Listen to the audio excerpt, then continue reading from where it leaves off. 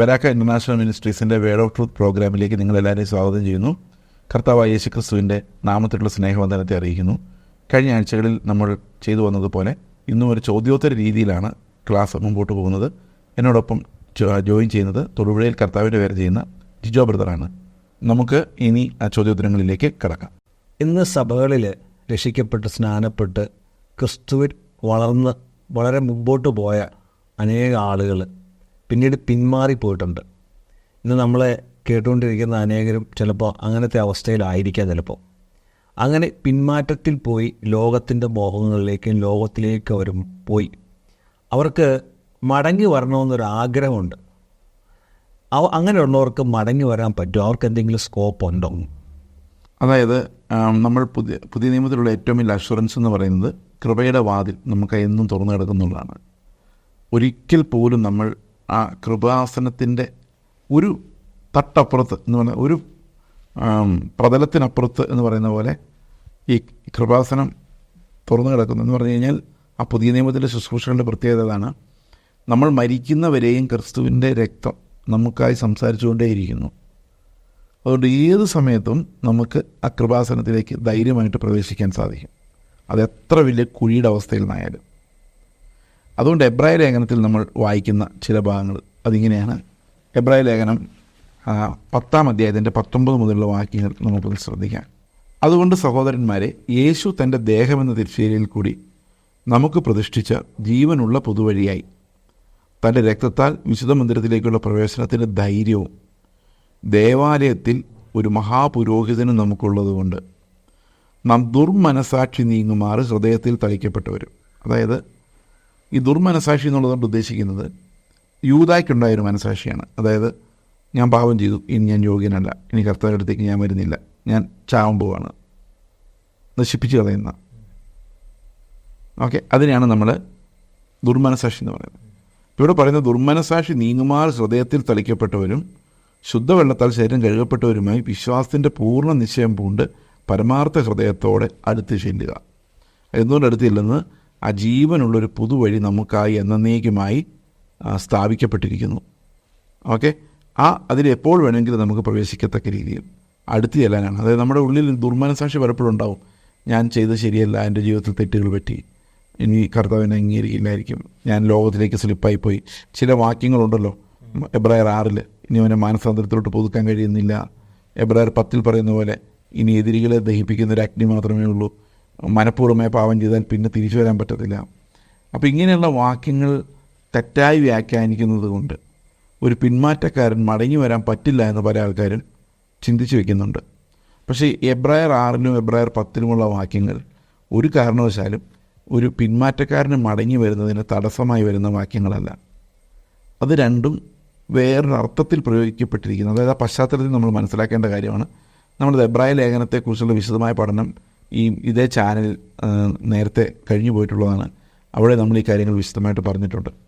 അതായത് ഒരു പിന്മാറ്റക്കാരന് മടങ്ങി വരാൻ പറ്റാത്ത ഒരു സാഹചര്യവും ഇല്ല എന്ന് മാത്രമല്ല, തീർച്ചയായിട്ടും അയാൾ മടങ്ങി വരണം എന്ന് തന്നെയാണ് വേദപുസ്തകം പറയുന്നത്.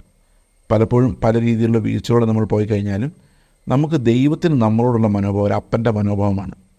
അപ്പൻ്റെ മനോഭാവം ഒരിക്കലും മാറുന്നില്ല. ഈ ദേശത്തെ അപ്പന്മാർ, ദുഷ്ടന്മാരായ അപ്പന്മാർ തങ്ങളുടെ മക്കളോട് ക്ഷമിക്കുമെങ്കിൽ സ്വർഗസ്ഥനായ പിതാവ് തൻ്റെ മക്കളോട് എത്രയധികം ക്ഷമിക്കും.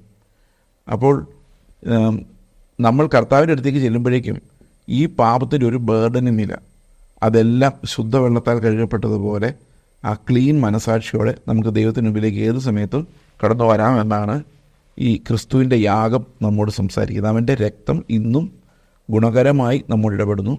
നിങ്ങൾ ആദ്യം എങ്ങനെയാണോ ചെന്നത് അതേ രീതിയിൽ തന്നെ ഇപ്പോഴും അതേ പ്രവേശനം നിങ്ങൾക്ക് ദൈവത്തിന് മുമ്പിലുണ്ട് എന്നാണ് ഈ വാക്യം നമ്മളെ പഠിപ്പിക്കുന്നത്. അപ്പോൾ ഒരു കാരണവശാലും ആരും നഷ്ടപ്പെട്ടു പോയവരല്ല, തിരിച്ചു വരാൻ പറ്റുന്നവരാണ് എല്ലാവരും. ഏത് കുഴിയിൽ നിന്നായാലും യു ക്യാൻ കം ബാക്ക്.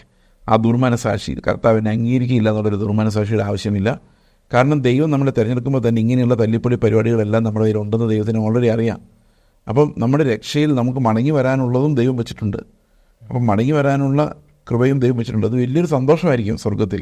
കാണാതെ പോയ ഒരാട് തിരിച്ചു വരിക, അല്ലെങ്കിൽ സ്വന്തം സ്വത്ത് എടുത്തുകൊണ്ട് പോയി നശിപ്പിച്ച് കളഞ്ഞ മകൻ മടങ്ങി വരിക എന്ന് പറയുന്നത് സ്വർഗത്തിൽ വലിയ സന്തോഷത്തിൻ്റെ കാര്യമായിരിക്കും.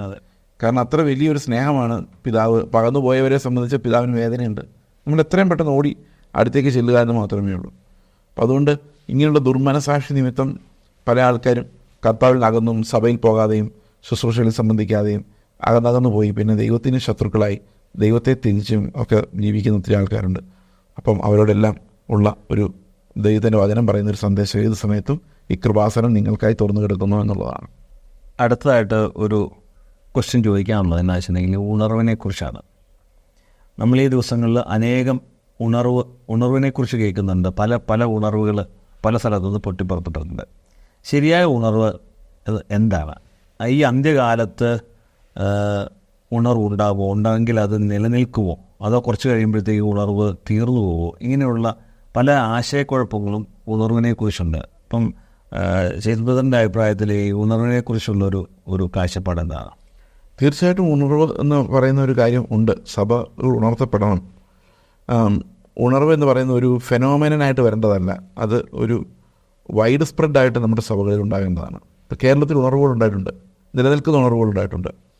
പെന്തക്കോസ്ത് വരുന്നതിന് മുമ്പ് തന്നെ മർത്തോമായിലും CSIയിലും ഒക്കെ അവരൊക്കെ സ്ഥാപിക്കപ്പെടുന്ന സമയത്ത് ഉണർവുകൾ ഉണ്ടായിട്ടുണ്ട്. 19-ാം നൂറ്റാണ്ടിലെ അവസാന കാലഘട്ടങ്ങളിൽ, അതുപോലെ 20-ാം നൂറ്റാണ്ടിൽ വെയിൽസിൽ ഉണർവ്, പല സ്ഥലത്തും ഉണർവുണ്ടായിട്ടുണ്ട്. പക്ഷേ ഉണർവ് ഇന്ന് ഉണർവെന്നുള്ളത് കൊണ്ട് ഉദ്ദേശിക്കുന്നത് ഒരു തരത്തിൽ പറഞ്ഞാൽ ഒരു എക്സ്റ്റസിയാണ്. അതിനാണ് ഒരു ഉണർവെന്ന് പറയുന്നത്. ഭയങ്കരമായിട്ട് ആരാധന തുടങ്ങിയാൽ നിർത്താൻ പറ്റാതെ പോവുക, ഇങ്ങനെയുള്ള ഫെനോമെനലാണ് ഇന്നത്തെ ഈ ഉണർവെന്നുള്ള ആളുകൾ ഇന്ന് ഉദ്ദേശിക്കുന്നത്. ശരിക്കും ഞാൻ മനസ്സിലാക്കുന്ന റിവൈവൽ എന്ന് പറഞ്ഞു കഴിഞ്ഞാൽ, ഇപ്പം എൻ്റെ ഹൃദയം റിവൈവ്ഡായാൽ, ഉണർന്നാൽ ഞാൻ എന്തൊക്കെയായിരിക്കും ചിന്തിക്കുന്നത്? പെട്ടെന്ന് ആലോചിക്കും. ഇപ്പം എൻ്റെ ഹൃദയം ക്രിസ്തുവിൻ്റെ ആത്മാവിനാൽ ഉണർന്നു, ആത്മാവ് എൻ്റെ ഹൃദയത്തെ ഉണർത്തിയാൽ, അതാണ് റിവൈവൽ. ഉണർത്തിയാൽ ഞാൻ എന്തായിരിക്കും ചിന്തിക്കുന്നത്? ഞാൻ ഈ ലോകത്തെക്കുറിച്ചായിരിക്കില്ല ചിന്തിക്കുന്നത്, തേജസ്സിനെ കുറിച്ചായിരിക്കും, നിത്യതയെക്കുറിച്ചായിരിക്കും. ക്രിസ്തുവിൻ്റെ തേജസ്സിനെക്കുറിച്ചുള്ള ഒരു പിടുത്തം എൻ്റെ ഉള്ളിലുണ്ടോ, ഒരു ഗ്രിപ്പുണ്ടോ? അപ്പോൾ ഞാൻ വിചാരിക്കുകയാണ്, കർത്താവ് നിനക്ക് വേണ്ടി മരിച്ചാലും കുഴപ്പമില്ല, നിൻ്റെ തേജസ്സിനെ പോലെ വിലയേറിയതായി ഒന്നുമില്ല. അപ്പം മരണത്തെ അതിജീവിക്കുന്ന, മരണത്തിന് മുകളിലേക്ക് പോകുന്ന, നിത്യജീവനിലേക്ക് പോകുന്ന ഒരു പ്രത്യാശയും ധൈര്യവും. അപ്പോൾ ഒരു ഉണർവുണ്ടായി കഴിയുമ്പോൾ അതിന് പുറകെ കുറേ മിഷണറിമാർ ഉണ്ടാവും. സുവിശേഷം പറയാൻ വേണ്ടി നമ്മുടെ പിള്ളേർ ഇറങ്ങിപ്പോവും. അല്ലെങ്കിൽ മാനസാന്തരത്തിൻ്റെ ഒരു കാലഘട്ടം ഉണ്ടാവും. പിന്നെ വചനം. അപ്പോൾ ഞാൻ പലപ്പോഴും ആലോചിച്ചിട്ടുണ്ട്, നമ്മുടെ സഭയിൽ ഒരു ചെറിയ തോതിലുള്ള റിവൈവൽ തന്നെയാണ് നമ്മുടെ സഭ ഉണ്ടാകുന്നതിന് കാരണമായെന്ന് ഞാൻ വിശ്വസിക്കുന്നു. വചനത്തിൻ്റെ പ്രസംഗം, മിഷണറിമാർ, സുവിശേഷം പറയാൻ പോകുന്ന ആൾക്കാർ, അതുപോലെ പരിപാലനം, ഇതിനകത്തെല്ലാം ഒരു ദൈവത്തിൻ്റെ ഒരു അതോറിറ്റി, ഒരു മഹത്വപ്പെടൽ തീർച്ചയായിട്ടും നമ്മുടെ കൂട്ടങ്ങളിലെല്ലാം ഉണ്ടായിട്ടുണ്ട്. അത് ഇനി ഉണ്ടാകണമെന്നും വലുതായി ഉണ്ടാകണമെന്നും അനേകം സഭകളിൽ അത് സംഭവിക്കണമെന്നും ആഗ്രഹിക്കുന്നു. അപ്പോൾ റിവൈവൽ എന്ന് പറഞ്ഞാൽ it's always something that we always want, we always pray for. പക്ഷെ അത് ഒരു ഫെനോമെനായിട്ട് തീരരുത്. ഒരു റിവൈവൽ ഉണ്ടായിക്കഴിഞ്ഞാൽ പിന്നെ പിള്ളേരിരുന്ന് വിസയ്ക്ക് വേണ്ടി പ്രാർത്ഥിക്കുന്ന നിർത്തിയിട്ട് കർത്താവിൻ്റെ രാജ്യത്തിന് വേണ്ടി പ്രാർത്ഥിക്കുകയും കർത്താവിൻ്റെ രാജ്യത്തിന് വേണ്ടി അധ്വാനിക്കാൻ തോന്നുകയും ചെയ്യും. ഉള്ളിൽ ആ തോന്നലുണ്ടാകും. അല്ലെങ്കിൽ റിവൈവലൊന്നും അല്ല അത്.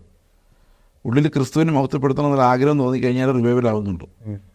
അപ്പോൾ ശരിക്കും പറഞ്ഞു കഴിഞ്ഞാൽ റിവൈവൽ എന്ന് പറഞ്ഞു കഴിഞ്ഞാൽ 2-3 പാസ്റ്റർമാർ വന്ന് സ്റ്റേജ് ഇളക്കി മറിച്ച് ആൾക്കാരെല്ലാം എക്സ്റ്റസിയിലാക്കി ഇതുവരെ തടഞ്ഞു കിടന്ന വിസയും തടഞ്ഞു കിടന്ന ഭാവി എല്ലാം ക്ലിയറാക്കി തരുമെന്ന് പറയുന്നത് അതല്ല റിവൈവൽ. റിവൈവൽ എന്ന് പറയുന്നത് ക്രിസ്തുവിനെക്കുറിച്ചുള്ള സുബോധം നമ്മുടെ ഹൃദയങ്ങളിൽ ഉണ്ടാവുകയും, ഓക്കെ, ക്രിസ്തു ആരെന്ന് നമ്മുടെ ജീവിതത്തിൽ വെളിപ്പെടുകയും, സുവിശേഷീകരണത്തിനുള്ള ഭയങ്കരമായ ആഗ്രഹം നമ്മുടെ ഹൃദയത്തിലേക്ക് വരികയും, അങ്ങനെ ഈ ലോകത്തിനപ്പുറത്ത്, ഞാൻ ഈ ലോകത്തിൻ്റെ അല്ല, അപ്പുറത്തൊരു നിത്യമായ രാജ്യമുണ്ട്, ഞാൻ അവിടുത്തെ ആളാണ്, ഓക്കെ, അങ്ങനെ നമ്മുടെ ഹൃദയത്തിനകത്ത് ഉറപ്പുണ്ടാവുകയൊക്കെ ചെയ്യും. റിവൈവൽ എന്ന് പറഞ്ഞാൽ ശരിക്കും ഒന്നാണ്, കർത്താവിൻ്റെ വചനം നമ്മൾ ഉണർത്തുന്നതാണ്. അപ്പം അതിനകത്ത് സന്തോഷമുണ്ടാവും, പകർച്ച, ആത്മാവിൻ്റെ പകർച്ച, അനേകം ആളുകളിൽ ദൈവത്തിൻ്റെ ആത്മാവിൻ്റെ പകർച്ച ഉണ്ടാവും. പല ആൾക്കാരും കർത്താവിന് വേണ്ടി ജീവിക്കാനും മരിക്കാനും തയ്യാറാകുന്ന ഫെയ്ത്തിലേക്ക് വരും. അല്ലാതെ ഇവരൊരു ദേശത്ത് കൂടിയിരുന്ന്, ഒരു സ്ഥലത്ത് ഒരു ഹോളിൽ കൂടിയിരുന്നിട്ട് കുറേ ആൾക്കാർ ചെണ്ടയടിച്ച് ഡ്രം അടിച്ച് എന്താ ചെയ്യുന്നത്, എന്താ പറയുന്നൊരു കൺട്രോളില്ലാതെ പെരുമാറുന്നതല്ല റിവൈവൽ എന്ന് പറയുന്നത്. ഇന്ന് പലയിടത്തും, ഇപ്പം അമേരിക്കയിലെ ഏതോ ഒരു സ്ഥലത്ത് കുറേ കോളേജ് പിള്ളേരെല്ലാം കൂടെ കൂടിയിരുന്ന് ഭയങ്കര പ്രാർത്ഥനയെ നിർത്താൻ പറ്റുന്നില്ല, പ്രസംഗിച്ചു തുടങ്ങിയിട്ട് നിർത്താൻ പറ്റുന്നില്ല, പെൻസ കോളേജിൽ. ഇതൊന്നും ബേസിക്കലി ദൈവികമോ ആത്മീകമായിട്ട് എനിക്ക് ചിന്തിക്കാൻ കഴിഞ്ഞിട്ടില്ല. കാരണം ഒരു ദേശത്തെ ഒരു സഭയിലൊരു റിവൈവൽ ഉണ്ടായിക്കഴിഞ്ഞാൽ ആ റിവൈവലിൻ്റെ ഫലം സുവിശേഷീകരണം, നിത്യതയെക്കുറിച്ചുള്ള പ്രത്യാശ, ലോകത്തോടുള്ള വെറുപ്പ്, കർത്താവിനോടുള്ള മഹത്വം, ഇങ്ങനെയുള്ള കാര്യങ്ങൾ അവിടെ വരണം. അതല്ലെങ്കിൽ അത് റിവൈവൽ എന്ന് തന്നെ വിളിക്കാൻ പറ്റും. അതുപോലെ ഈ ആരാധന എടുക്കുന്ന വർഷിപ്പ് ലീഡേഴ്സ്, അവരെ ഈ സഭയിൽ ഉണ്ടാക്കുന്ന ഒരു തരം ഉണർവുണ്ട്. ഇപ്പം അങ്ങനെ പുതിയ നിയമസഭയിൽ ഇങ്ങനെ വർഷിപ്പ് ലീഡർ എന്ന് പറയുന്ന ഒരു ശുശ്രൂഷ ഉണ്ടോ? അതോ എല്ലാവർക്കും ആ വർഷിപ്പ് ലീഡ് ചെയ്യാൻ പറ്റുമോ? ഒരാൾക്കല്ല, എല്ലാവർക്കും ആ വർഷിപ്പ് ലീഡ് ചെയ്യാനായിട്ടുള്ള അങ്ങനെ ചെയ്യാൻ പറ്റുമോ? ദൈവത്തെ ആരാധിക്കുന്നത് എന്താണെന്നുള്ളതിനെക്കുറിച്ച് പൊതുവെ ഒരു തെറ്റിദ്ധാരണ ഇന്ന് ഉണ്ട്. എന്താണ് ദൈവത്തെ ആരാധിക്കുക എന്നുള്ളത് ഉദ്ദേശിക്കുന്നത്? ദൈവത്തെ ആരാധിക്കുക എന്നുള്ളതുകൊണ്ട് ദൈവത്തിന് മഹത്വം കൊടുക്കുക, ദൈവം ആരെന്നുള്ള ആ വെളിപ്പാട് നമുക്ക് വരുമ്പം ഉള്ളിലുണ്ടാകുന്ന റെവറൻസാണ് ശരിക്കും വർഷിപ്പ് എന്ന് പറയുന്നത്. കുഞ്ഞാട് ആരാധന സ്വീകരിപ്പാൻ യോഗ്യൻ ആണ് പുതിയ നിയമത്തിലെ ഏറ്റവും വലിയൊരു ആരാധനാ ശബ്ദം. കാരണം കുഞ്ഞാട് നമുക്കായി മരിച്ച് സകല ജാതികളെയും വംശങ്ങളുള്ള സകലരെയും വിലയ്ക്ക് വാങ്ങി ദൈവത്തിന് അവരെ പുരോഹിത വർഗമാക്കി രാജ്യമാക്കി മാറ്റി. ഇത് വെളിപ്പാട് ദിവസം 5-ാം അധ്യായത്തിൽ നമ്മൾ വായിക്കുന്നതാണ്. അപ്പോൾ വെളിപ്പാടിൽ നമ്മൾ കാണുന്ന പുതിയ നിയമ ആരാധന എന്ന് പറയുന്നത് കുഞ്ഞാടിന് മഹത്വം കൊടുക്കുക, സിംഹാസനത്തിൽ ഇരിക്കുന്നവനും കുഞ്ഞാടിനും.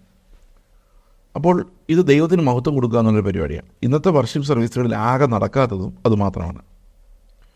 ഇന്ന് വർഷിപ്പ് സർവീസിൽ നമ്മൾ ശ്രദ്ധിച്ചു കഴിഞ്ഞാൽ അതിൽ മിക്കവാറും ആൾക്കാരും ഈ ദൈവത്തിൻ്റെ മഹത്വമല്ല കാണുന്നത്, നമുക്ക് കിട്ടിയ ഉപകാരങ്ങളാണ്. നന്ദി പറച്ചിൽ മാത്രമേ ഉള്ളൂ. ഇത്രത്തോളം നടത്തിയ ദൈവം, കഴിഞ്ഞ ആഴ്ച നടത്തിയ ദൈവം, അനേകരും മരിച്ചു പോയപ്പോൾ എന്നെ ജീവനോടെ വെച്ച ദൈവം.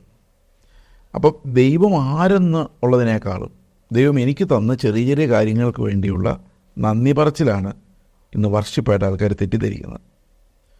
അപ്പം ഞാൻ യോഗ്യനല്ല, ദൈവമാണ് യോഗ്യൻ എന്ന് എൻ്റെ ഉള്ളിൽ നിന്നുള്ള തകർച്ചയിൽ നിന്നും കർത്താവെ ഐ വർഷിപ്പ് യു, നീ ആരാധനയ്ക്ക് യോഗ്യൻ എന്ന് പറയുന്നതിന് പകരം ഇന്ന് നമ്മുടെ ലോകത്തിൽ ലഭിച്ച നന്മകളെ എണ്ണി നോക്കിയിട്ട് അതിന് നന്ദി പറയാൻ വേണ്ടിയുള്ളൊരു പരിപാടി മാത്രം. കാരണം ആ കർത്താവിൻ്റെ ആ ഒരു വ്യക്തിത്വത്തിലേക്കല്ല നമ്മൾ നോക്കുന്നത്, നമ്മൾ നോക്കുന്നത് നമുക്ക് കിട്ടുന്ന അനുഗ്രഹങ്ങളിലേക്കാണ്. അപ്പോൾ ക്രിസ്ത്യാനിറ്റി എന്ന് പറയുന്നത് തന്നെ ആകെപ്പാടെ ക്രൈസ്റ്റ് സെൻട്രിക് അല്ല, ഇന്ന് അനുഗ്രഹം സെൻട്രിക്കാണ്.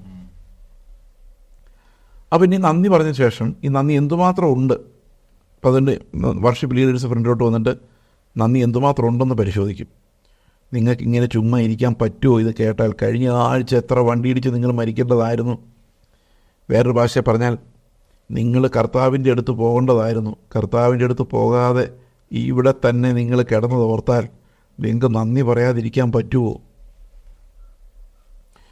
ഒരു കഷ്ടവും എത്രയോ പേര് കഷ്ടപ്പെട്ട് ദുരിതത്തിൽ കിടക്കുമ്പം നിങ്ങൾക്ക് ഒരു ദുരിതവുമില്ലാതെ ഇങ്ങനെ ഇരിക്കാൻ പറ്റിയതിന് ദൈവത്തിന് സ്തോത്രം. ഇങ്ങനെ ആണ് ഈ പ്രകടനങ്ങൾ നടക്കുന്നത്.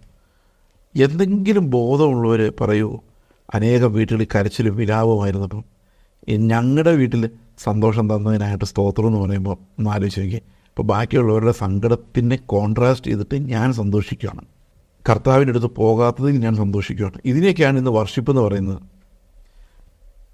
ശരിക്കും വർഷിപ്പ് എന്താണെന്ന് അറിയാൻ വയ്യാത്തൊരു വിഭാഗമാണ് നമ്മൾ. വർഷിപ്പ് എന്ന് പറഞ്ഞു കഴിഞ്ഞാൽ ദൈവത്തിന് മഹത്വം കരയറ്റപ്പെടണം. പക്ഷേ ഇന്ന് വർഷിപ്പ് എന്ന് ഉദ്ദേശിക്കുന്നത് നല്ല ആരാധനയായിരുന്നു എന്ന് പറഞ്ഞു കഴിഞ്ഞാൽ ഉദ്ദേശിക്കുന്നത് എൻ്റെ ഭൂതകാലം ഓർത്തപ്പോൾ എൻ്റെ കഷ്ടതയിലൂടെ അതൊരു പ്രത്യേക രീതിയിൽ അത് പറയണം. ദൈവം നടത്തിയത് ഓർക്കുമ്പോൾ നന്ദി കൊണ്ട് ഹൃദയം നിറഞ്ഞിട്ട് ഇവർ തുള്ളി ചാടി മറിയുന്ന ആ എക്സ്റ്റസിയാണ് ഒരു ആരാധന എന്ന് വിളിക്കുന്നത്. അപ്പോൾ ആരാണ് ഈ വർഷിപ്പ് ലീഡർ? വർഷിപ്പ് ലീഡർ എന്ന് പറയുന്നയാൾ ഈ എക്സ്റ്റസിയിലോട്ട് ആൾക്കാരെ കൊണ്ടുപോകാൻ പറ്റുന്ന ആളാണ്, ഉന്മാദത്തിലേക്ക്. ഇതൊരു ലഹരി പോലെയാണ് ഉന്മാദം. ഈ വർഷിപ്പ് എന്ന് പറയുന്ന ഒരു ലഹരിയല്ല, വർഷിപ്പ് എന്ന് പറയുന്ന ഒരു ഉന്മാദമല്ല. അത് ദൈവത്തെക്കുറിച്ചുള്ള വലിയ ആഴമായ ബോധ്യമാണ് നമ്മുടെ ആരാധനയിലേക്ക് നയിക്കുന്നത്. ഇത് നേരെ തിരിച്ചാണ്. അപ്പോൾ വർഷിപ്പ് ലീഡർ എന്തിനു വേണമെന്ന് വെച്ച് കഴിഞ്ഞാൽ ഈ ഉന്മാദത്തിലോട്ട് കൊണ്ടുപോകാൻ തക്ക രീതിയിൽ വാക്കുകൾ പ്രയോഗിക്കാൻ, ഒരാളെ ട്രിഗർ ചെയ്ത് അവനെ ഇമോഷണലി ഒരു പ്ലെയിനിലേക്ക് കൊണ്ടുവരാൻ, ഒരു ഹയർ പ്ലെയിനിലേക്ക് കൊണ്ടുവരാൻ കപ്പാസിറ്റി ഉള്ള, മാനിപ്പുലേറ്റ് ചെയ്യാൻ പറ്റുന്ന ആൾക്കാർ വേണം. അവയാണ് നമ്മൾ ഈ വർഷിപ്പ് ലീഡേഴ്സ് എന്ന് പറയുന്നത്. അപ്പോൾ വർഷിപ്പിൻ്റെ ഡെഫിനിഷൻ കർത്താവിന് കൊടുക്കുന്ന മഹത്വം എന്നുള്ളതിനേക്കാൾ നമ്മുടെ എൻജോയ്മെൻറ്റ് എന്ന് വന്നപ്പം ഈ കഞ്ചാവ് കഴിച്ചിട്ടൊക്കെ ഇരിക്കുന്ന ആൾക്കാർ കാണുമ്പോൾ ഒരു നിർവൃതിയിലിരിക്കുന്ന പോലെ ഈ കൈ അടിച്ചടിച്ചടിച്ചടിച്ച് അവസാനം എക്സ്ട്രസിലോട്ട് ഉന്മാദത്തിലോട്ടായിട്ട് നിർവൃതിയിലോട്ട് പോകുന്ന കുറേ ആൾക്കാരുടെ എൻജോയ്മെൻ്റായിട്ട് ഇത് മാറിയത് കൊണ്ട് ആരാധന മാറിയതുകൊണ്ടാണ് ഈ ലീഡേഴ്സ് ഉണ്ടായിട്ട് വരുന്നത്, വർഷിപ്പ് ലീഡേഴ്സ്.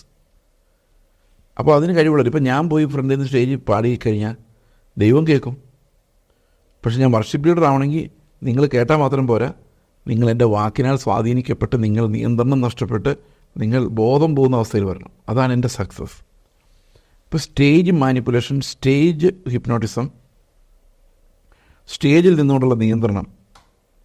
നിങ്ങൾ കൈ കൊണ്ടുവന്നിട്ടുണ്ടോ? കൈ കൊണ്ടുവന്നിട്ടുള്ളവരെല്ലാം ഒന്ന് കൈ ഉയർത്തിക്ക്, ഇങ്ങനെ എഴുന്നേറ്റ് നിൽക്ക്, എനിക്ക് ഒരു കാലം നിൽക്ക്, അടുത്തവന് ഷെയ്ക്കാൻ്റെ കൊടുത്തുകൊണ്ട് ഇനി ഫ്രണ്ടിൽ നിന്ന് പറയുമ്പം ഇവിടെ ബാക്കിരിക്കുന്ന അപ്പച്ചന്മാർ ഒരു താല്പര്യവും ഇല്ലാതിരിക്കുന്ന കുറേ അപ്പച്ചന്മാരുണ്ടായിരിക്കും.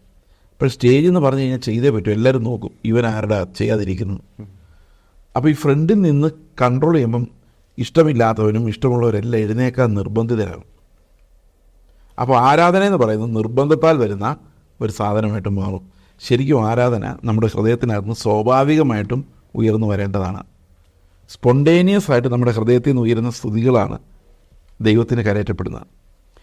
അപ്പോൾ ഈ വർഷിപ്പ് ലീഡർ എന്ന് പറയുന്നൊരു തസ്തിക ഉണ്ടാവാൻ തന്നെ കാരണം ഈ ഉന്മാദം സൃഷ്ടിക്കാൻ വേണ്ടിയാണ്. അപ്പോൾ ഉന്മാദത്തിൻ്റെ ഒരു പ്രത്യേകത, ഇന്ന് ഉന്മാദം അനുഭവിച്ചാൽ നാളെ അത് അനുഭവിച്ചാലേ പറ്റുള്ളൂ. അവന് ദൈവത്തെക്കുറിച്ചൊന്നും അറിഞ്ഞില്ലെങ്കിലും കുഴപ്പമൊന്നുമില്ല. ആ പാട്ട് മാറ്റി സിനിമ പാട്ടിട്ടാൽ അവൻ അറിയാനും പോകുന്നില്ല. കാരണം അത് പ്രശ്നമില്ല, അവന് മ്യൂസിക് വേണം, അത്രയേ ഉള്ളൂ. ആ മ്യൂസിക്കിനകത്തോട്ട് കയറി കഴിഞ്ഞാൽ, ഇന്നലെ പെന്തക്കോസ്ത് ചർച്ചിലുള്ളൊരു അങ്കിൾ പറഞ്ഞാണ്, ശരിക്കും പറഞ്ഞു കഴിഞ്ഞാൽ നല്ല കൈയടിച്ച് പാടാവുന്ന ഏത് പാട്ട് പാടിയാലും ഇവരെല്ലാം ഭയങ്കര ആത്മാവിൽ വരും. പക്ഷെ മെഡിറ്റേറ്റീവായിട്ട് പാടുന്ന ഒരു പാട്ട് പാടി കഴിഞ്ഞാൽ ഇത് വരത്തില്ല. അതെന്തുകൊണ്ട് വരത്തില്ല? കാരണം ഇത് ആത്മാവ് വരുന്നോ പോകുന്നോ ആയിരിക്കണം എന്നില്ല. പിന്നെ എന്താണ്? ആ താളത്തിനോട് പ്രതികരിക്കുന്നതാണ്. അപ്പോൾ വർഷിപ്പ് ലീഡർ എന്ന് പറയുന്നൊരു തസ്തിക അങ്ങനെ ഉണ്ടായതാണ്. അതായത് ഈ എക്സ്ട്രസി പ്രൊഡ്യൂസ് ചെയ്യാൻ വേണ്ടി ഉണ്ടാക്കിയെടുത്തൊരു തസ്തികയാണിത്. അതിന് മിടുക്കന്മാരായ പിള്ളേരുണ്ട്. അവർ നിമിഷ നേരം കൊണ്ട് നിങ്ങളെ ആകാശത്തെത്തിക്കും വാക്കുകൊണ്ട്. അതിൻ്റെ ടെക്നിക്കുകളൊക്കെ അവർക്കുണ്ട്. അവരെ വാക്കുകൾ എങ്ങനെ പ്രയോഗിക്കണം എന്നുള്ളതിനെക്കുറിച്ച് വ്യക്തമായ ടെക്നിക്കുകൾ അവർക്കുണ്ട്. ഇത് വെച്ചാണ് ഇവർ തട്ടുന്നത്. അപ്പോൾ ഈ വർഷിപ്പ് ലീഡർ എന്ന് പറയുന്ന ഒരു പരിപാടി ബൈബിളിൽ ഇല്ലാത്തതിൻ്റെ കാരണം, ദൈവത്തിന് ആരാധന സമർപ്പിക്കുക എന്ന് പറയുന്നത് ഒരു നിർബന്ധത്താൽ ചെയ്യുന്ന ഒരു യാഗമല്ല, അതൊരു സ്വമേധാദാനമാണ്. ഇപ്പോൾ ഈ സ്വമേധാദാനമായതുകൊണ്ട് തന്നെ നമ്മുടെ ഉള്ളിൽ നിന്ന് വരുന്ന ഇൻസ്പിറേഷനാണ് നമ്മളെ ആരാധിപ്പിക്കുന്നത്. അതെല്ലാവർക്കും ഒരുപോലെയാണ്. ദൈവത്തെ അറിഞ്ഞിട്ടുള്ളവർക്ക്, കർത്താവിൻ്റെ രക്തത്താൽ വീണ്ടെടുക്കപ്പെട്ടവർക്കെല്ലാം ഒരുപോലെ സ്തോത്രം ചെയ്യാനോ ആരാധിക്കുവാനോ ഉള്ള അധികാരമുണ്ട്. ഓക്കെ, ഒരാൾ ചിലപ്പം നിങ്ങൾക്ക് പാട്ടറിയത്തില്ലെങ്കിൽ കൂടെ പാടാൻ ആരെങ്കിലും ലീഡ് ചെയ്തെന്ന് വരാം. അതല്ലാതെ വർഷിപ്പ് ലീഡർ എന്ന് പറയുന്നൊരു പരിപാടിയേ ഇല്ല. ആർക്ക് വേണമെങ്കിലും എപ്പോൾ വേണമെങ്കിലും ദൈവത്തെ സ്തുതിക്കാം. ഓക്കെ, അപ്പോൾ അതാണ് ശരിക്കും ഇന്ന് ഈ മതവൽക്കരിക്കപ്പെട്ടതുകൊണ്ട്, ഭയങ്കര സ്ട്രോങ് മതവൽക്കരണം ആയതുകൊണ്ട് നമുക്കൊന്നും പാടാൻ പോലും പറ്റത്തില്ല. ഈ വർഷിപ്പ് ലീഡേഴ്സൊക്കെ ഒരു പ്രത്യേക ട്യൂണിൽ അവർ പാടുന്ന പോലെ നമ്മൾ മൂളിക്കണം. ശരിക്കും പറഞ്ഞു കഴിഞ്ഞാൽ ഒന്നിച്ച് ഒരു സഭ പാടറിയാവുന്നവനും അറിയത്തില്ലാത്തവനും ചെണ്ടയുള്ളവനും തമ്പേറുള്ളവനും അതില്ലാത്തവനും എല്ലാം കൂടെ കർത്താവിനെ ആ പെരുവെള്ളത്തിൻ്റെ ഇരച്ചിൽ പോലെ സ്തുതിച്ചിരുന്ന ഒരു കാലം പോയിട്ട് ഇത് 5-8 പേര് ഫ്രണ്ടിലോട്ട് കയറുന്ന അവർ സ്തുതിക്കുകയും ബാക്കിയുള്ളവരെല്ലാം ഇങ്ങനെ കാഴ്ചക്കാരായി എത്ര നല്ല പിള്ളേരെ എന്തും ഭയങ്കരന്മാരാന്ന് ഇങ്ങനെ തെറ്റായിട്ട് ചിന്തിക്കുകയും ചെയ്യുന്ന ഒരവസ്ഥയാണ് ഇന്നുള്ളത്. അതുകൊണ്ട് വർഷിപ്പ് എന്ന് പറഞ്ഞൊരു പരിപാടി തന്നെ ഇന്ന് സഭകളിൽ നടക്കാറില്ല എന്നുള്ളതാണ് സത്യം. അടുത്തൊരു ചോദ്യം എന്താണെന്ന് വെച്ചിട്ടുണ്ടെങ്കിൽ, അനേകം ആൾക്കാർ ചേസ് ബ്രദറിനെ കുറിച്ച് ഇങ്ങനെ ചോദിച്ചു. എന്നോടും ഇങ്ങനെ ഒരാൾ പറയുന്നു, അധികം ഈ സുവിശേഷങ്ങളിൽ നിന്ന് സംസാരിക്കുന്നില്ല, കൂടുതലായിട്ട് അപ്പോസ്തോലിക ലേഖനങ്ങളിൽ നിന്നാണ് ചേസ് ബ്രദർ പറയുന്നത്. എന്തുകൊണ്ടാണ്? ആ ഒരു ചോദ്യത്തിന് എന്താണ് മറുപടി പറയാനുള്ളത്? ഓക്കെ, ഒന്നാമത്തെ കാര്യം, നമുക്കൊരു ചോദ്യം ചോദിക്കാം കേൾക്കുന്ന എല്ലാവരോടും. നിങ്ങൾക്ക് കൂടുതൽ അറിയാവുന്നത് റോമാലേഖനമാണ്, മത്തായിയുടെ സുവിശേഷം? തീർച്ചയായിട്ടും മത്തായിയുടെ സുവിശേഷം. അങ്ങനത്തെ കഥകൾ എല്ലാ പിള്ളേർക്കും വരെ അറിയാം. വിതയ്ക്കുന്നവൻ്റെ ഉപമ, അല്ലെങ്കിൽ ഇരുപ്രഭാഷണത്തിൽ ആത്മീയ ദരിദ്രന്മാർ ഭാഗ്യവാന്മാർ, അല്ലെങ്കിൽ ഇതെല്ലാം എല്ലാവരും വായിച്ചിട്ടുള്ളതാണ്. വായിക്കാതെ വിട്ടിരിക്കുന്ന ലേഖനങ്ങളുമാണ്. അത് സഭയിൽ ആരും വായിക്കുന്നില്ല. അപ്പം ഞാനൊരു 10 നല്ല പ്രസംഗം പ്രസംഗിക്കാൻ വന്ന ആളല്ല, ഞാനൊരു പ്രസംഗകനേ അല്ല. എന്നെ സംബന്ധിച്ച് സഭയിൽ പഠിപ്പിക്കേണ്ട ലേഖനങ്ങൾ, അതായത് സഭയിലേക്ക് അപ്പോസ്തലന്മാർ എഴുതി കൊടുത്ത ലേഖനങ്ങൾ, ആ ലേഖനങ്ങളാണ് സഭയുടെ അടിസ്ഥാനം. അപ്പോൾ ഈ അടിസ്ഥാനം ഇടാൻ വേണ്ടിയാണ് ആരും പ്രസംഗിക്കാതെ കിടക്കുന്ന ഭാഗങ്ങളെടുത്ത് ഞാൻ പ്രസംഗിക്കുന്നത്. കാരണം അതാണ് ഫൗണ്ടേഷൻ. ഈ ഫൗണ്ടേഷൻ്റെ മുകളിൽ നമ്മൾ ക്രിസ്തുവിൻ്റെ പരിജ്ഞാനത്തിലേക്ക് വളരുമ്പോഴാണ് ഈ കർത്താവിൻ്റെ ടീച്ചിങ്സ് നമുക്ക് ശരിക്കും മനസ്സിലാകുന്നത്. തന്നെയല്ല, നമ്മൾ സുവിശേഷത്തിനെല്ലാം പ്രസംഗിക്കുന്നുണ്ട്. ഇപ്പം അടുത്ത് തന്നെ അത് നിങ്ങൾ കാണുകയും ചെയ്യും. ഇപ്പോൾ കഴിഞ്ഞ ദിവസങ്ങളിൽ ഹാർവസ്റ്റ് ടി വിയിൽ തന്നെ സുവിശേഷത്തെക്കുറിച്ച് കർത്താവ് പറഞ്ഞ വചനങ്ങളെക്കുറിച്ച് മാത്രം ഒരു സീരീസ് ഉണ്ടായിരുന്നു. പക്ഷേ എന്തുകൊണ്ടാണ് ലേഖനങ്ങളിൽ കൂടുതൽ ഫോക്കസ് ചെയ്യുന്നത് വെച്ച് കഴിഞ്ഞാൽ, ലേഖനങ്ങളാണ് ഇന്ന് സഭകളിൽ ഏറ്റവും കൂടുതൽ ഇഗ്നോർ ചെയ്യപ്പെടുന്നത്, തഴയപ്പെടുന്നത്. കാരണം അതിലാണ് ഈ സഭയ്ക്ക് അടിസ്ഥാനം എഴുതുന്ന കാര്യങ്ങൾ പറഞ്ഞിട്ടുള്ളത്. പഴയ നിയമം പിന്നെ പ്രവാചകന്മാർ ശരിക്കെടുത്ത് ആഘോഷിക്കുന്നുള്ളതുകൊണ്ട് അവിടുത്തെ കഥകളും മിക്കവാറും എല്ലാവർക്കും അറിയാം. പക്ഷേ ഈ എബ്രായ ലേഖനത്തിൻ്റെ 7-ാം അധ്യായത്തിൽ എന്താ എഴുതിയിരിക്കുന്നത്, 4-ാം അധ്യായത്തിൽ എന്താ എഴുതിയിരിക്കുന്നത് എന്ന് വെച്ച് കഴിഞ്ഞാൽ ആർക്കും ഒരു പിടിയുമില്ല. കാരണം എന്ന് വെച്ച് കഴിഞ്ഞാൽ അങ്ങോട്ട് ആരും എത്തി നോക്കിയിട്ടില്ല, ഇത് വ്യാഖ്യാനിക്കാൻ ആരും മുതിർന്നിട്ടില്ല. അതുകൊണ്ട് യഥാർത്ഥത്തിൽ ഒരു സഭയുടെ ഫൗണ്ടേഷൻ എന്താണ് എന്ന് അറിയണമെങ്കിൽ അപ്പോസ്തലന്മാരുടെയും പ്രവാചകന്മാരുടെയും ഫൗണ്ടേഷനാണ് ഒരു സഭയ്ക്കുള്ളതെന്നുള്ളതുകൊണ്ട് അപ്പോസ്തലന്മാർ എന്ത് പഠിപ്പിച്ചു എന്നറിയുന്നത് പ്രധാനമാണ്. അതുമാത്രമല്ല, നമ്മൾ യേശുക്രിസ്തുവിൻ്റെ സുവിശേഷം വായിക്കുമ്പോഴും അപ്പോസ്തലന്മാരുടെ ലേഖനങ്ങൾ വായിക്കുമ്പോഴും മനസ്സിലാവുന്നൊരു കാര്യം, പഴയ നിയമം, ഞാൻ പഴയ നിയമം പ്രസംഗിക്കുന്നില്ല എന്നും പല ആൾക്കാരും പറയാറ്. ഇപ്പോൾ പഴയ നിയമം അവർ കോട്ട് ചെയ്തിരിക്കുന്ന ഒരു രീതിയുണ്ട്, അത് നമ്മൾ കോട്ട് ചെയ്യുന്ന പോലെ വായിക്കുമ്പോഴോ അത് നമുക്ക് കിട്ടുന്ന ഒരു രീതി അല്ലാതെ അതിൻ്റെ ആത്മാവിൻ്റെ പ്രകാശനത്തോടെയാണ് വായിക്കും. അതുകൊണ്ട് എബ്രായ ലേഖനമൊക്കെ വായിക്കുമ്പം നമ്മൾ പഴയ നിയമത്തിൽ എബ്രഹാമിനെ കുറിച്ച് വായിച്ചതൊന്നുമല്ല എബ്രായ ലേഖനത്തിൽ നമ്മൾ വായിക്കുമ്പോൾ. അപ്പോൾ അപ്പോസ്തലന്മാർ കണ്ട കാഴ്ച, ആ കണ്ണിലൂടെയാണ് നമ്മൾ പഴയ നിയമവും എല്ലാം മനസ്സിലാക്കുന്നത്. യേശുക്രിസ്തു പറഞ്ഞതിനെക്കുറിച്ച് പരിശുദ്ധാത്മാവ് അവർക്ക് ഉറപ്പിച്ചു കൊടുത്തു. അപ്പോൾ യേശുക്രിസ്തു പറഞ്ഞത് പരിശുദ്ധാത്മാവ് ഉറപ്പിച്ചു കൊടുത്തു, ഇതെല്ലാം ഒന്ന് തന്നെയാണ്. സുവിശേഷത്തിൽ കർത്താവ് പറഞ്ഞതും റോമാലേഖനം മുതലുള്ള ലേഖനങ്ങളിൽ അപ്പോസ്തലന്മാർ പറഞ്ഞതും നമ്മൾ നോക്കുമ്പോൾ രണ്ടായിട്ട് തോന്നുമെങ്കിലും സത്യം പറഞ്ഞാൽ അത് ഒന്ന് തന്നെയാണ്. ഈ അപ്പോസ്തലന്മാരെന്താ പഠിപ്പിക്കുന്നത്? യേശുക്രിസ്തു പറഞ്ഞു, ഞാൻ പഠിപ്പിച്ചതൊക്കെയും പ്രമാണിപ്പാൻ തക്കവണ്ണം അവർ ഉപദേശിക്കണം. അപ്പോൾ കർത്താവ് കുറേ കാര്യങ്ങൾ പഠിപ്പിച്ചിട്ടുണ്ട്, അത് പ്രമാണിക്കാൻ തക്കവണ്ണം ഉപദേശിക്കണം. അതാണ് ശിഷ്യന്മാർ ചെയ്തുകൊണ്ടിരിക്കുന്നത്. ഇത് പ്രമാണിക്കാൻ എങ്ങനെ ഉപദേശിക്കണം? അപ്പോൾ നമ്മുടെ ഒരു അനുസരണത്തിലോട്ട് കൊണ്ടുവരാൻ, അതായത് കർത്താവിൻ്റെ കൽപ്പനകളുടെ ഒരു അനുസരണത്തിലോട്ട്, വിശ്വാസത്തിൻ്റെ അനുസരണത്തിലോട്ട് കൊണ്ടുവരാൻ വേണ്ടി ആണ് അപ്പോസ്തലന്മാർ ഈ ലേഖനങ്ങൾ എഴുതിയിരിക്കുന്നത്. ആ ഒരു രീതിയിൽ മാത്രമേ നമുക്ക് അനുസരിക്കാൻ പറ്റുള്ളൂ. അപ്പോൾ അപ്പോസ്തലിക ലേഖനങ്ങളുടെ ഉദ്ദേശം തന്നെ അപ്പോസ്തലന്മാരുടെ കർത്താവ് പറഞ്ഞായിരുന്നു, ഞാൻ നിങ്ങളോട് കൽപ്പിച്ചതൊക്കെയും എല്ലാം പ്രമാണിക്കണം, അനുസരണത്തിലെത്തണം. ചുമ്മാ വായിച്ചു വിട്ടാൽ പോരാ. അപ്പോൾ സുവിശേഷത്തിൽ എന്തെല്ലാം കൽപ്പനകൾ കൊടുത്തിട്ടുണ്ടോ, ക്രിസ്തുവിൻ്റെ നീതി വെളിപ്പെടുത്തിയിട്ടുണ്ടോ, ആ നീതിയെല്ലാം അനുസരണമായി വരണമെങ്കിൽ ഈ ലേഖനങ്ങളിലൂടെ അപ്പോസ്തലന്മാർ അത് വിശദീകരിക്കുന്നത് എങ്ങനെയാണ്. ഉദാഹരണത്തിന് സ്നേഹിക്കുക എന്ന കൽപ്പന, സ്നേഹിക്കുക എന്നുള്ള കർത്താവ് പറഞ്ഞ കൽപ്പന, നമുക്ക് സ്നേഹിക്കാനൊരു സ്വിച്ച് ഇട്ടാൽ വരുന്ന സാധനമല്ല സ്നേഹം. ഒരു സ്വിച്ച് ഇട്ടാൽ സ്നേഹം വരത്തില്ല. സ്നേഹം ഉള്ളിലുണ്ടാകണം, അത് ആത്മാവിന് മാത്രമേ തരാൻ പറ്റുള്ളൂ. അപ്പോൾ എങ്ങനെയാണ് ഈ ആത്മാവ് സ്നേഹത്തെ ഉൽപ്പാദിപ്പിക്കുന്നത്? എവിടെ എഴുതിയേക്കുന്നത്? ലേഖനങ്ങളിൽ എഴുതിയിരിക്കുന്നത്. അതെ, ആത്മാവിൻ്റെ വിശദീകരണം പ്രാപിച്ച് നമ്മൾ അനുസരണം കാണിക്കണം. അപ്പോൾ ആത്മാവ് എങ്ങനെ നമ്മളെ വിശദീകരിക്കുന്നുവെന്ന് പഠിപ്പിക്കുന്നത് ലേഖനങ്ങളിലാണ്. അപ്പോൾ ലേഖനങ്ങളിൽ വായിക്കാതെ നമുക്ക് എന്ത് മനസ്സിലാവില്ല, ഈ അനുസരിക്കേണ്ടത് എങ്ങനെയാണെന്ന് മനസ്സിലാവില്ല. അപ്പോൾ ശരിക്കും ലേഖനങ്ങൾ എന്ന് പറയുന്നൊരു തുടക്കമാണ്. ആ ലേഖനങ്ങൾ മനസ്സിലാക്കി കഴിയുമ്പോൾ നമുക്ക് ദൈവവചനം മുഴുവൻ മനസ്സിലാവും. അപ്പോൾ അതുകൊണ്ടാണ് ഞാൻ ലേഖനങ്ങളിൽ നിന്ന് കൂടുതൽ സംസാരിക്കുന്നത്. ഓക്കെ, അടുത്തൊരു ചോദ്യമുള്ളത്, ഇപ്പോൾ അനേകം ന്യൂ ജനറേഷൻ ശുശ്രൂഷയിൽ ഈ ദൂതന്മാരെ കാണുന്ന ഒരു പരിപാടി ഇപ്പോൾ കാണുന്നുണ്ട്. നിങ്ങളുടെ പുറകിലൊരു ദൂതൻ നീക്കുന്നതായിട്ട് കാണുന്നു, പണം കൊണ്ടുവരുന്നൊരു ദൂതൻ, ഇങ്ങനെയുള്ള ശുശ്രൂഷകൾ, ദൂതന്മാരെ ആരാധിക്കുന്ന ശുശ്രൂഷകൾ. അപ്പം ഇതിൻ്റെയൊക്കെ ബേസ് എന്താണ്? ഇതിൽ അനേകർ പെട്ടുപോകുന്നുണ്ട്.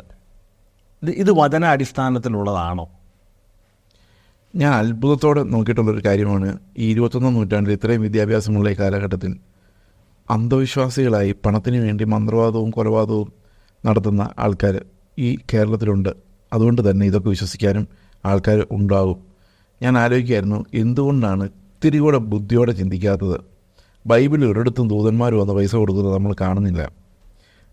ഇങ്ങനെ എന്തെങ്കിലും കാരണത്തിൽ അങ്ങനെ ഒരു വിസിറ്റേഷനും നമ്മൾ പുതിയ നിയമത്തിൽ ആത്മാവിൽ നടത്തപ്പെടുന്ന ആളുകൾക്ക് ഇങ്ങനെയുള്ള ഒരു വിസിറ്റേഷനും കാണുന്നില്ല. അതേസമയത്ത് ദൂതന്മാരുണ്ടോ എന്ന് ചോദിച്ചു കഴിഞ്ഞാൽ ഉണ്ട്. നമുക്ക് സേവകാത്മാക്കളായിട്ടാണ് തന്നെയാണ് ദൂതന്മാരെ വെച്ചിരിക്കുന്നതും, അതും ബൈബിളിലുണ്ട്. പക്ഷേ ദൂതന്മാരെ നമ്മുടെ കൺട്രോളിൽ ദൈവം തരുന്നില്ല. ഉദാഹരണത്തിന് ഇപ്പം മക്കളെ എവിടെയെങ്കിലും ദൂരെ വിടുവാണെങ്കിൽ കൂടെ ഒരാളെ വിടും, അവർ നോക്കിയോണേ എന്ന് പറയും. പക്ഷേ മക്കൾ പറയുന്ന കേട്ടിട്ടല്ല അയാൾ അനുസരിക്കുന്നത്. ആര് പറയുന്ന കേട്ടിട്ടാ? ഈ പറഞ്ഞു വിട്ട ആൾ. അപ്പം ദൂതന്മാരെപ്പോഴും ദൈവത്തിൽ നിന്നല്ലാതെ ഒരു മനുഷ്യനിൽ നിന്നും യാതൊരു കമാൻഡും സ്വീകരിക്കുന്നില്ല. കാരണം ദൂതന്മാരുടെ അധികാരി ദൈവമാണ്. അപ്പോൾ ദൈവത്തിന് പല സ്ഥലത്ത് ദൂതന്മാരെ വിടാം, പക്ഷേ ദൂതന്മാരൊരിക്കലും നമുക്ക് പ്രത്യക്ഷമായ രീതിയിലല്ല അത് ചെയ്യുന്നത്. ദൂതന്മാരെപ്പോഴും ആ ലോകത്താണ് ഈ കാര്യങ്ങൾ ചെയ്യുന്നത്. അപ്പോൾ ദൂതന്മാരുടെ ശുശ്രൂഷ നമുക്ക് പ്രയോജനപ്പെടുന്നുണ്ടാകും. പല സമയത്തും പല വീഴ്ചകളും നമ്മൾ രക്ഷിക്കുന്നുണ്ടാകും, പല അപകടങ്ങളും രക്ഷിക്കുന്നുണ്ട്, നമ്മൾ അത് അറിയുന്നില്ല. ഓക്കെ, ദൂതന്മാരുടെ ശുശ്രൂഷ തീർച്ചയായിട്ടും ഉണ്ട്. പക്ഷെ ഇങ്ങനെയുള്ള ഫെനോമെനൻ്റെ എല്ലാം പ്രോബ്ലം എന്താണെന്ന് വെച്ച് കഴിഞ്ഞാൽ ഈ ഫെനോമെനൊക്കെ വെരിഫൈ ചെയ്യേണ്ട വഴിയില്ലെന്നുള്ളതാണ്. ഇപ്പം ഞാൻ നിങ്ങളോട് പറയുകയാണ്, ഞാൻ ഇന്നലെ വഴി ഒരു ദൂതനെ കണ്ടു. ദൂതനാകണം നിങ്ങൾക്ക് എന്താ ഗ്യാരണ്ടി അതിന്, ദൂതനാണെന്നുള്ളതിന്? ചിലപ്പോൾ വേറെ എന്തെങ്കിലും ആയിരിക്കും. എനിക്ക് തന്നെ ഗ്യാരണ്ടി ഇല്ല. കാണുന്ന ആൾക്ക് തന്നെ ദൂതനെയാണോ കണ്ടത്, അതോ ഒരു വ്യൂ ആണോ, വിഷനാണോ, എനിക്ക് തോന്നിയതാണോ, ഭ്രമമാണോ, ഇതൊന്നും നമുക്ക് തീരുമാനിക്കാൻ പറ്റത്തില്ല. അപ്പോൾ വളരെ വേഗമായിട്ടുള്ള ബൈബിൾ കണ്ടിട്ടില്ലാത്ത കാര്യങ്ങളെ വെച്ചുകൊണ്ട് ഞാൻ ദൂതനെ കണ്ടു, സ്വർണ്ണ നിറമുള്ള ദൂതനെ കണ്ടു, അതിനെ വണങ്ങി, പൈസ പ്രോസ്പെരിറ്റി വന്നു, പല കളറിലുള്ള ദൂതന്മാർ, ഇങ്ങനെയുള്ള വിഷൻസ്, വിസിറ്റേഷൻസ്, രാത്രി ദൂതൻ അടുത്ത് വന്നു. ഇങ്ങനെ ഈ വിസിറ്റേഷൻസും വിഷൻസും ഇതെല്ലാം സംശയദൃഷ്ടിയോടെ വേണം നമ്മൾ നോക്കാൻ. ഇപ്പോൾ എനിക്കൊരു വിഷൻ ഉണ്ടായാൽ കുഴപ്പമില്ല, അത് വെളിയിൽ പറയുമ്പോഴാണ് കുഴപ്പം. ഇപ്പം എനിക്ക് എന്തോ കണ്ടു, ഓക്കെ കണ്ടു, ആ ദൈവമേ സ്തോത്രം, വിട്ടു, ആ കേസം കണ്ടു. ഇതങ്ങനെയല്ല. ഇത് നാട് നീളെ അത് പറഞ്ഞൊരു തിയോളജി ആക്കി, ചിലപ്പോൾ എന്തോ മയക്കത്തിൽ കിടന്നപ്പം കണ്ട എന്തെങ്കിലും വിഭ്രാന്തികരമായ കാര്യമായിരിക്കും, അതൊരു തിയോളജി ആയിട്ട്. അപ്പോൾ അടിസ്ഥാനപരമായ വചനം അറിയാൻ മേത്തോണ്ട് എന്താ സംഭവിക്കുന്നത് വെച്ച് കഴിഞ്ഞാൽ എന്ത് കണ്ടാലും കേട്ടാലും അതെല്ലാം ആൾക്കാർ വിശ്വസിക്കുകയും അതെല്ലാം സ്വന്തമായിട്ട് ആ പാസ്റ്റർ കണ്ടോ, അല്ലെങ്കിൽ എനിക്കും രാത്രി ഇന്ന് സ്വർണ്ണ നിറമുള്ള ദൂതൻ വരും എന്ന് കാത്തിരുന്ന പരിപാടി നടക്കില്ല. അത് അയാൾക്ക് എന്തെങ്കിലും മാനസിക ഭ്രാന്തിയിൽ തോന്നിയതായിരിക്കും. നമ്മളൊരു കാര്യം എപ്പോഴും ആലോചിക്കണം, വേദപുസ്തകത്തിൽ നമുക്ക് ആവശ്യമായ പരിജ്ഞാനം നൽകിയിട്ടുണ്ട്. അതിൽ ദൂതന്മാരുടെ ശുശ്രൂഷകളെ പറയുമ്പോൾ എബ്രായ ലേഖനത്തിൽ പറയുന്നത് ദൂതന്മാർ നമ്മുടെ സേവാത്മാക്കളാണ്. പക്ഷേ അത് കർത്താവിൻ്റെ കമാൻഡ് മാത്രം സ്വീകരിക്കുന്ന, നമ്മുടെ ഇഷ്ടത്തിനനുസരിച്ച് പ്രവർത്തിക്കുന്ന ഒരാളല്ല. കർത്താവിൻ്റെ കമാൻഡിനനുസരിച്ച് മാത്രം പ്രവർത്തിക്കുന്ന ആളുകളാണ് ദൂതന്മാരെന്ന് പറയുന്നത്. അപ്പോൾ ദൂതന്മാരെ കർത്താവിന് എങ്ങനെ വേണമെങ്കിലും ഉപയോഗിക്കാം. പക്ഷേ അത് എന്നോട് അറിയിക്കേണ്ട യാതൊരു കാര്യവും ഇല്ല, ഞാൻ അറിയേണ്ട കാര്യവും ഇല്ല. അതൊക്കെ ദൈവം നോക്കിക്കോളും. അപ്പോൾ പല വിഭ്രാന്തികൾ ഒരു മനുഷ്യൻ കാണുന്നത്, ഇന്ന് പല ആൾക്കാർ സ്വപ്നം കണ്ടതാണ് പ്രസംഗിക്കുന്നത്. എങ്ങനെ സ്വപ്നം കാണുന്നത്? ഓരോരുത്തരുടെ മനസ്സിൻ്റെ കണ്ടീഷൻ അനുസരിച്ച് സ്വപ്നങ്ങൾ കാണുന്നത്. ഈ മാനസികമായ പ്രശ്നങ്ങളുള്ളവർ കാണുന്ന സ്വപ്നങ്ങൾ ഭയങ്കര ക്ലിയർ ആയിരിക്കും. അവർ അത് റിയൽ ഇമേജ് പോലെ കാണും, അവർക്ക് വിഷനെ പോലെ തോന്നും. ഇങ്ങനെയുള്ള പല കുഴപ്പങ്ങളും ഇങ്ങനെയുള്ള പഠിപ്പിക്കലുകളിലൊക്കെ ഉണ്ട്.